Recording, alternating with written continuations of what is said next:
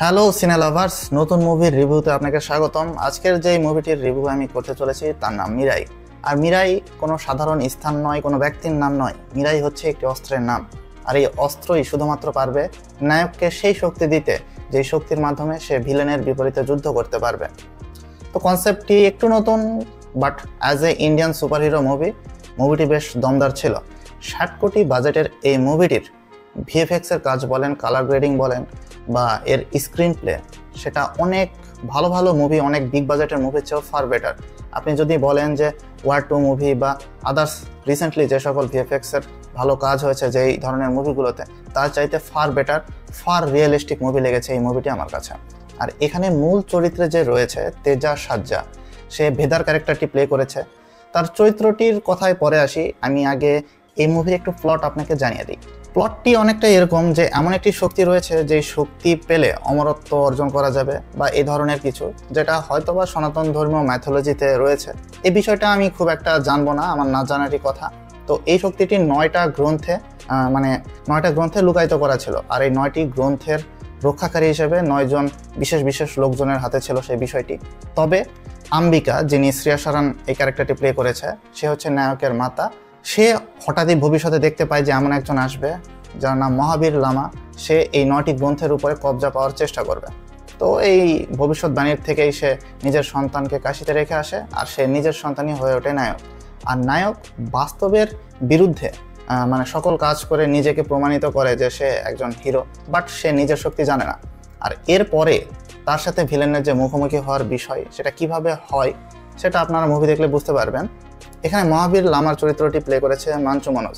As a villainous ক্যারেক্টারে তার face, I expression, acting সব কিছু আমার কাছে পার্সোনালি ভালো লেগেছে। অনেক দিন বাদে আসলে মাঞ্চু মনোজকে এই ধরনের একটা কমার্শিয়াল মুভিতে দেখে পার্সোনালি ভালো লাগলো। না, সাউথের মুভিগুলোতে ভিলেনিয়াস ক্যারেক্টারের বর্তমানে পাওয়ার খুব বেশি দেখানো হয়, আর সুপার হিরো মুভিতে সেটা তো অবশ্যই মানে একটা টক্কর হবার মতো বিষয় দেখা যায়। তো ভালো লেগেছে পার্সোনালি, ইটস গুড। নায়কের যে চরিত্রটি ছিল, ভেদা চরিত্র, তার লাভ ইন্টারেস্ট হিসেবে যাকে দেখানো হয়েছে, ঋতিকা নায়ক সেই চরিত্রটি প্লে করেছে। আসলে সে তাকে নিয়ে আসতে যায় যুদ্ধের জন্য। তো ওভারঅল নায়িকার ক্যারেক্টারটি আমার কাছে মনে হয়েছে একটু নেগেটিভ মনে হলো, কেননা তাকে আরেকটু যদি স্পেস দেওয়া যেত, আরেকটু যদি সময় দেওয়া যেত তাহলে ভালো লাগতো। মুভির যে ডিউরেশন, এটা একটু আমার কাছে বেশি লেগেছে। চাইলে তারা আরেকটু কাটসাট করে একটু কমিয়ে নিয়ে আসতে পারতো, তাহলে হয়তো বা আরও আকর্ষণীয় মনে হতো। বাদ বাকি এই মুভির সবচাইতে শক্তিশালী যেটা পয়েন্ট, সেটা হচ্ছে যারা ক্যারেক্টার্সগুলো রয়েছে তাদের অ্যাকশন সিনারির সময় যে ধরনের ভিএফএক্সের কাজ করা হয়েছে, মানে সেটা কি বলবো ভাই। 60 কোটি বাজেটে তারা যেটা দেখিয়েছে সেটা ইন্টারন্যাশনাল লেভেলের ছিল।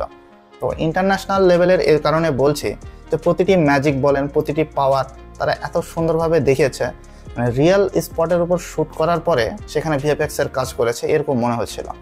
তো অবভিয়াসলি আমার কাছে এই মুভিটির এই কারণেই ভালো লেগেছে। ভিলেন ভার্সেস নায়কের যে বিষয়টি টক্কর, সেটা ভালো লেগেছে।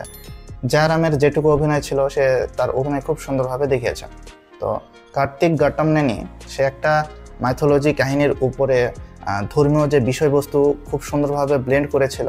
এটা যারা সনাতন ধর্মীয় বন্ধুবান্ধবেরা আমার রয়েছেন, যারা আমার এই ভিডিওটি দেখছেন, তাদের কাছে আসলেই গুজবাম্পস দেওয়ার মতো ফিল ক্রিয়েট করবে কিছু কিছু জায়গায়।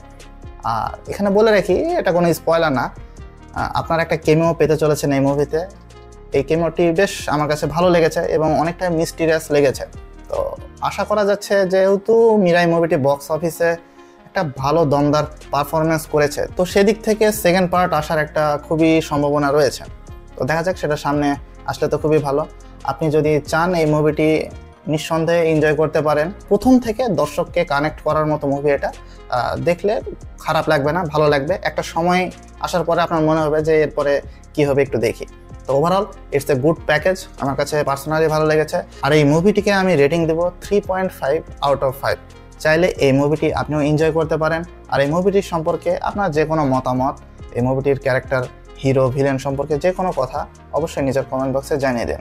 আর বন্ধুরা, লাইক, কমেন্ট অ্যান্ড শেয়ার করতে ভুলবেন না, কারণ লাইক, কমেন্ট, শেয়ার করলেই কিন্তু আমাদের রিভিউ ভিডিও করার ইচ্ছাটা আরও বেড়ে যায়। আর চ্যানেলটিকে অবশ্যই সাবস্ক্রাইব করে রাখুন, কেননা নিয়মিত রিভিউ এবং আপডেট পেতে আমাদের চ্যানেলের যে কোনো ভিডিওর নোটিফিকেশন আপনার সামনে তখনই পৌঁছে যাবে যখন এই চ্যানেলটিকে আপনি সাবস্ক্রাইব করে পাশে থাকা বেল আইকনটি অন করে দেবেন। তো আজকে আমি এখান থেকে বিদায় নিচ্ছি। Good bye.